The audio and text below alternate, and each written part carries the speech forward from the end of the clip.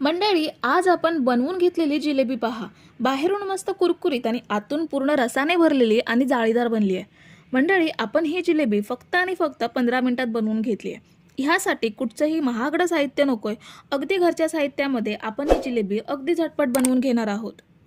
Recipe सुरू करण्याआधी तुम्ही जर माझ्या चॅनलवरती नवीन असाल तर चॅनलला पटकन सबस्क्राईब करून घ्या. सगळ्यात आधी आपण गॅसवरती सॉसपॅन ठेवलाय. त्यामध्ये 1 कप साखर घेऊयात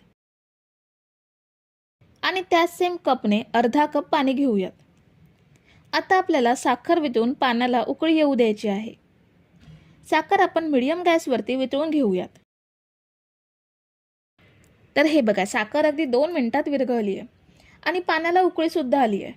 पण अजून आपल्याला 2 ते 3 मिनिटे हे साखरेचं पाणी उकळू द्यायचं आहे.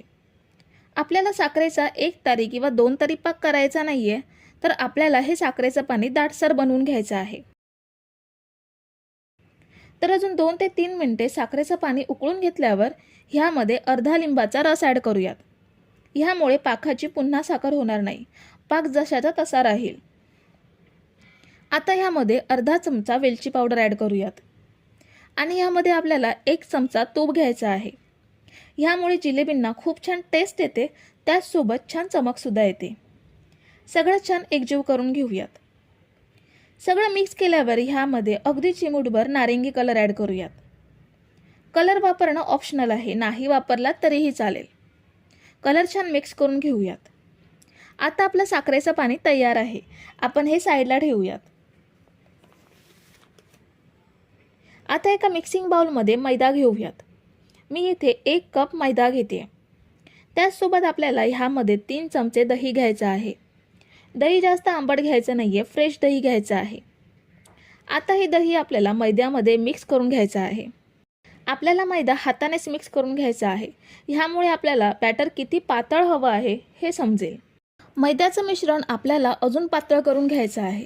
त्यासाठी ह्यामध्ये थोडं थोडं करून पाणी घेऊयात आणि मैदा छान भिजवून घेऊयात. ह्या मिश्रणामध्ये अजिबात गट्टे राहता नाहीत. एकदम सिल्की स्मूथ असं जसं केकचं बॅटर असतं, अगदी सेम आपल्याला तसंच बॅटर बनवून घ्यायचं आहे. हे बघा, एकदम परफेक्ट बॅटर बनवून घेतलंय. बॅटर बघा, अगदी मस्त स्मूथ सिल्की तयार झालंय. आता आपण ही जिलेबी इन्स्टंट बनवतोय. त्यासाठी आपल्याला ह्यामध्ये पाव चमचा खायचा सोडा वापरायचा आहे. ह्यापेक्षा जास्त सोडा वापरायचा नाहीये, कारण तेलात जिलेबी सोडताना खूप मोठी फुलू शकते. सोडा ह्यामध्ये मिक्स करून घेऊयात. सोडा आपण मिक्स करून घेतलाय. आता ह्याच्या जिलेबी पाडून घेऊयात. जिलेबी पाडण्यासाठी मी इथे दुधाची पिशवी घेते. दुधाची पिशवी स्वच्छ धुवून कोरडी करून घ्यायची. आता ह्यामध्ये चमच्याने बॅटर भरून घेऊयात. दुधाच्या पिशवीऐवजी मिठाची पिशवी किंवा साधी प्लास्टिकची पिशवी सुद्धा वापरू शकता. फक्त त्याला कोपरे किंवा कोन असले पाहिजेत. बॅटर आपण भरून घेतलंय. आता आपल्याला ह्याचा मेहंदीसारखा कोन तयार करायचा आहे. त्यासाठी पिशवीचं तोंड ह्या पद्धतीने एकत्र करायचं आणि ह्यामध्ये पिशवीचा एक कोन सुद्धा ह्यामध्ये एकत्र करायचा आणि असं एकत्र करून वरून रबर लावून घ्यायचा. म्हणजे बॅटर आपलं दाबल्यावरती वरच्या साईडला जाणार नाही, व्यवस्थित कोनसारखं बाहेर येईल आणि जिलेबी पाडायला सोपं जाईल. आता ह्याचा छोटासा कोपरा कापून टाकूयात.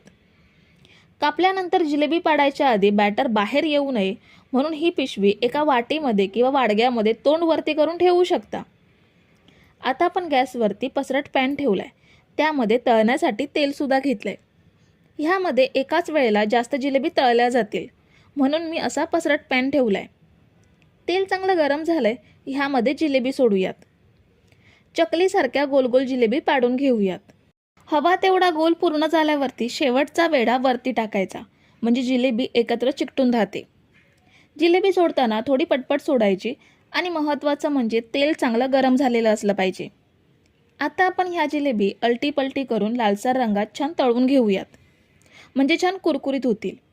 तुम्ही जर इथेपर्यंत रेसिपी बघताय तर तुम्हाला एक विनंती आहे की व्हिडिओला एक लाईक जरूर करा.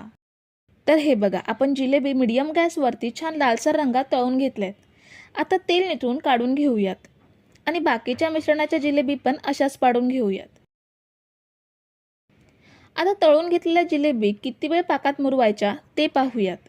पाक आपला थंड झाला आहे, ह्याला गरम करण्याची आवश्यकता नाही आहे, कारण तळून घेतलेली जिलेबी गरम आहेत. आता ह्या जिलेबी आपण साधारण मिनिटभर पाकात घोळवून घेऊयात. पाक घोळवून घेतल्यावर नितळून बाहेर काढूयात आणि बाकीच्या जिलेबी पण अशाच पाक मुरवून घेऊयात. तर आपण सगळ्या जिलेबी तळून पाकात मुरवून घेतल्या आहेत. तुम्ही बघितलंच असेल, कुठलंही महागडं सामान नकोय, झटपट आपण ह्या जिलेबी केव्हाही बनवू शकतो. खूप छान लागतात चवीला. तुम्ही सुद्धा नक्की ट्राय करा रेसिपी. मी तुम्हाला एक जिलेबी तोडून दाखवते. ही बघा किती मस्त कुरकुरीत आणि आतून जाळीदार बनली आहे. त्याचसोबत ह्यामध्ये पाकसुद्धा छान मुरलेला आहे. मंडळी, रेसिपी आवडली असेल तर तुमच्या मित्रमैत्रिणींना शेअर करा ही रेसिपी. व्हिडिओला लाईक करा. रेसिपीबद्दलचं तुमचं मत कमेंट करा आणि चॅनलला सबस्क्राईब केलं नसेल तर पटकन सबस्क्राईब करून घ्या. पुन्हा भेटूया एका नवीन रेसिपीमध्ये.